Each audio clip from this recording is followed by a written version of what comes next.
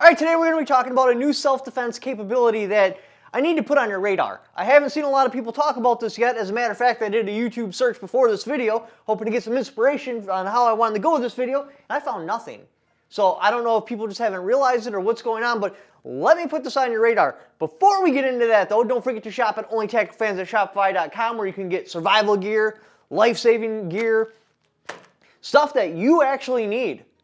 For real, go check it out, and that's how I support the channel because, well, after the hit piece article, I'm permanently demonetized from YouTube, but anyway, getting into it. So what are we talking about today?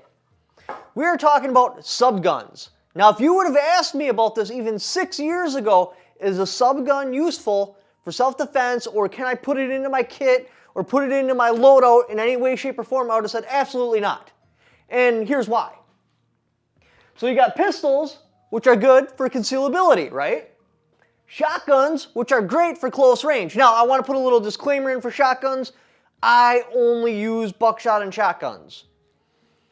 We'll get into that a little bit later why, but so understand that when I talk about shotguns, I'm specifically talking about buckshot. And then you got rifles, which is good for everything else. Now, why would I have said subguns are useless? What do? They're bigger than a pistol. They have less power than a rifle. They have less power than a shotgun. They're just not good at anything. The fact of the matter is, where do you put it in? For real, the only thing a subgun did 6 years ago was fit your vibe. If you were like, hey, I want to get a subgun, I'd be like, oh, cool, you're into cosplay. Or you just have that subgun vibe you're trying to scratch, right? There's no real practical use for a subgun. Now, why did that change? Because they are built for speed. A subgun specifically excels when you can bring it up to race car speeds. So from 1986 until the FRTs got popular and came out, there was no place for a subgun. But now that they are, it's a totally different market, right? The binary triggers didn't fix the subgun. And I know that I'm touching on this because I'll probably say it in the comment, well, hey, what about the binary triggers? The binary triggers failed because, one, they're not reliable. Yeah, you can get good at it and bring the reliability up, but I want a guarantee when I pull that trigger, as long as there's ammo in the firearm, it's going to go bang, no matter what. So that's going to dictate the trigger system I'm going to use. That's going to dictate the actual firearm I'm going to use, what magazine it's going to take. It needs to reliably go bang every single time, like bornly reliable. I don't want to have intermittent hiccups from time to time. I want it so 9 times out of 10, maybe even 100 times, maybe even 99 times out of 100, when I go to the range, as long as, I've done my part, the firearm's clean, there's nothing I've introduced into this firearm, it runs.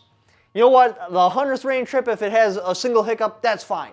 I don't want it so when I go to the range, like, almost guaranteed I'm going to have at least one hiccup. And the binary triggers, you could outrun them, and they didn't bring them fast enough. The binary trigger did not allow the package to run at cyclet rate. And cyclet rate is where it matters. What are we talking about here? So, what do we got for kinetic energy? Why does a subgun suck? 5.56, you're looking at 1,300. Well, 1,200 to 1,300 foot-pounds of kinetic energy. 9mm, you're looking at 300 to 350 foot-pounds of kinetic energy. 12 gauge, you're looking at sometimes plus 1,900 foot-pounds of kinetic energy. That is really terrible for 9mm. So a single shot of 9mm, or a single shot of a rifle, or a single shot of a 12 gauge, I'm not picking 9mm if I have a choice. Now, where does it get better? Now that we can run FRTs and we can run them at speed, a subgun is controllable at speed. You can't control a Glock at speed. And that was the argument before. If you want a subgun, why don't you just get a Glock with a happy stick, a 33-round magazine? You get all the capacity of a subgun has, and because they don't shoot fast, I mean, a Glock has a better trigger than almost all subguns because the triggers are usually trash on them. I don't know why, it's just the way they are. So, there's really nothing a subgun before brought to a table that you couldn't bring to the table with a Glock with an extended magazine. So the idea was, All right, I have my Glock for the nightstand, right? If I want to put it into a subgun roll, I just put in a bigger magazine. Then I can put down multiple rounds, I have the capacity, and it's more maneuverable than a subgun. However, let's take those to race car speeds. A Glock running full auto is really uncontrollable unless you have like a little stock that goes on it, right? So now you've made it into a subgun. A subgun isn't. A subgun is very controllable. It's going to feel more like one continuous shot, just a spray going from target to target. So,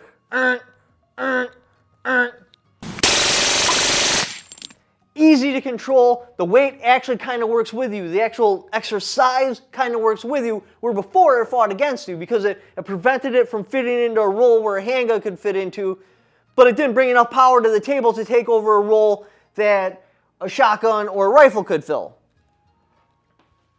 What are we looking at here? So another big advantage to the subgun is the actual flash.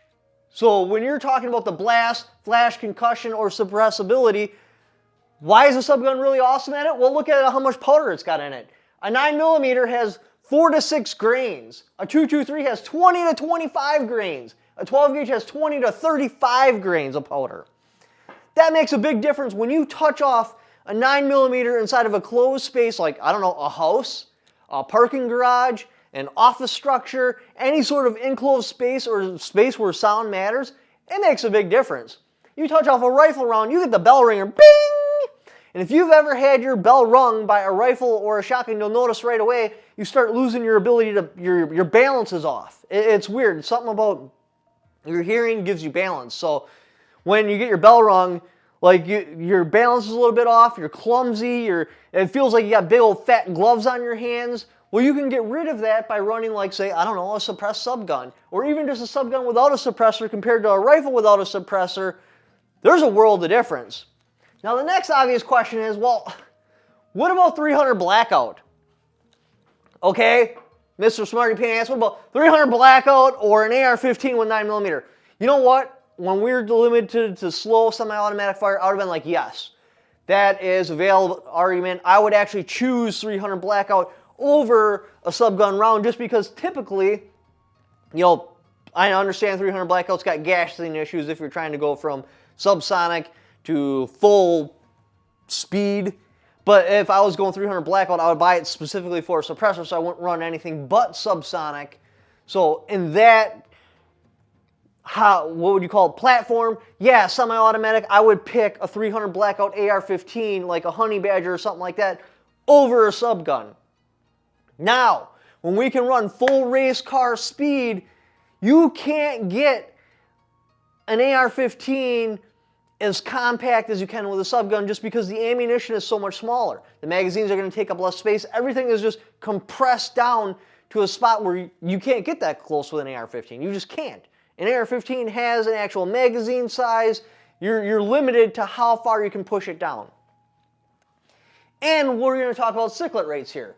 So now I don't know the actual cyclet rate of a 300 blackout. I'm assuming we're just going to put it in M16 territory. An M16 runs fast. It runs really fast. We're looking at 700 to 900 rounds per minute. So we're going to say that's where a 300 blackout is. An MP5, 800 to 900 rounds per minute. So it's already faster. Now if you're talking about a package like a Mac 11, 1,200 plus rounds a minute. Just, that's really, really, really fast. So yeah, semi-automatic, you know what? 300 blackout. Okay, I'll give you that. But we're talking about race car speeds running at full cyclet rate. No, I'm going to want to go a subgun.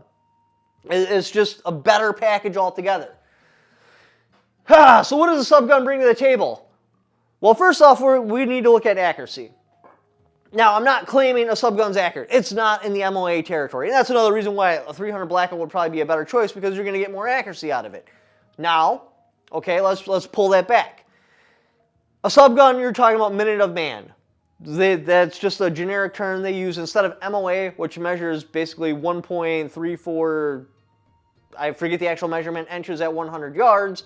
Minute of man. You're looking at hitting a man-sized target at 100 yards. Okay, that sounds terrible, right? However, it fills the gap. We're not talking about the subgun replacing the rifle or replacing the shotgun. We're talking about filling that space in between it. So I'm outside my house. Shotgun doesn't leave outside the house. Because I'm running buckshot, there's nothing a shotgun can do that a rifle can't do outside of the house. So we're looking at more like something you'd have in your office building or something like that, and you're trying to get to your car. Yeah, I can put some massive fire down on a target to suppress it, to stop it from doing whatever it's doing that's threatened my life. Or what I can do that I can't do with a shotgun, I can go back to slow fire mode. I can lob them in at 100 yards. So that gives me a huge range that the shotgun just doesn't have.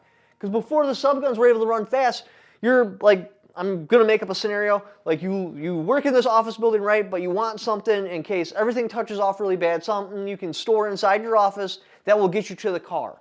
What people were looking at were shockwaves, stuff like that.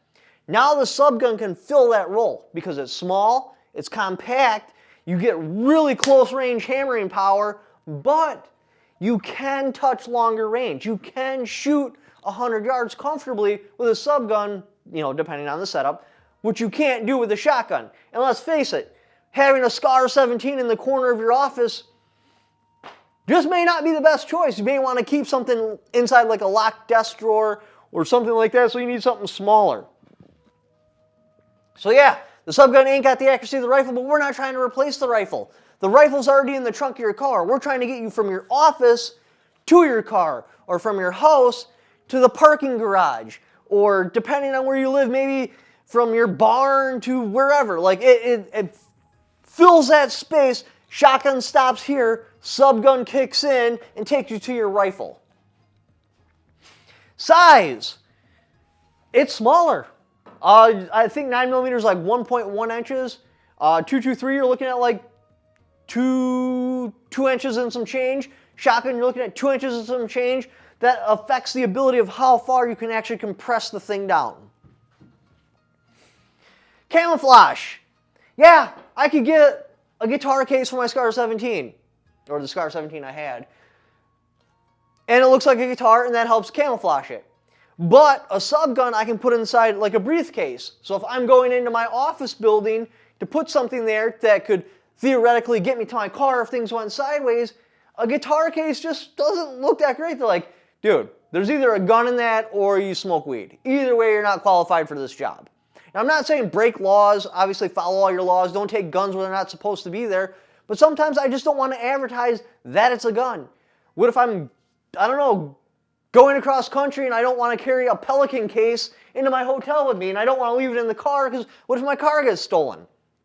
Especially I think in Virginia, if your firearm gets stolen out of your car, you're legally liable. So you're going to want to bring that into a hotel. Maybe I don't want that huge footprint. Maybe I just want to bring a briefcase in, which looks totally normal. I don't want a Pelican case. No, I want a briefcase, put some foam in there, put my subgun in there. I have more capabilities. Yeah, I could put a pistol in that role, but a pistol's really limited.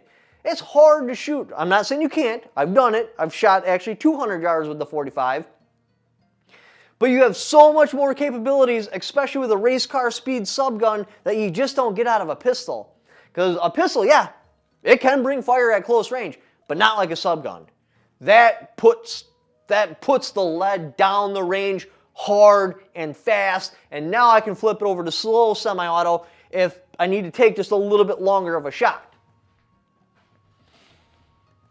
Sound. Again, we already touched on this, but sound is a big deal. I'm telling you, if you haven't had your bell rung by a firearm going off, it's not pleasant. You lose your center of balance, it makes you clumsy, just something about not being able to hear. And what if you're a family man, right? Like, yeah, ideally, I would like to touch off the SCAR. I'd like to send a 308 down there. But if I'm trying to talk to my kids and give them instructions so we can make it out of the hotel and get to the car, it would be way nicer to have a subgun with a silencer on it so I can put down fire and still be able to talk to them, and they'll still be able to communicate with me and like, hey, move over here or do this, and then I'm not clumsy and I'm not stumbling around. Like, I'm able to function better and be able to direct my family and function them better to where I couldn't do it with like a shockwave shotgun or a SCAR coming out of a guitar case, or even just an unsuppressed pistol. A subgun just opens up capabilities you can't get by running other platforms. Speed, again, it's fast. We're talking about really high slug rates here. Controllability. At those high cyclet rates, it's going to feel like one continuous shot. It's not going to feel like just so you can put down and counteract the recoil and put that amount of fire on the target and then switch to your next target real quick.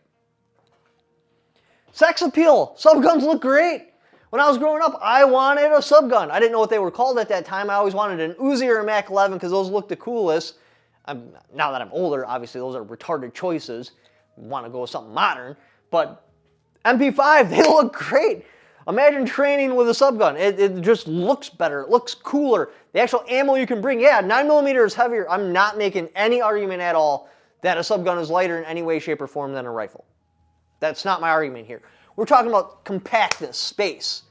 I can put more 9mm in one space than I can 223. I can put more subgun mags in one space than I can AR-15 magazines. I can put a subgun in a space where I can't put an AR-15 or a rifle. So that opens up a whole bunch of capabilities. It's just awesome. It's sexy. Shooting off a subgun at a range would be amazing. It would be super fun. And the recoil is super controllable so you can teach younger shooters on it. So we're talking about something that looks good, it's controllable. Now that we can run them at race car speeds again, they actually have a purpose.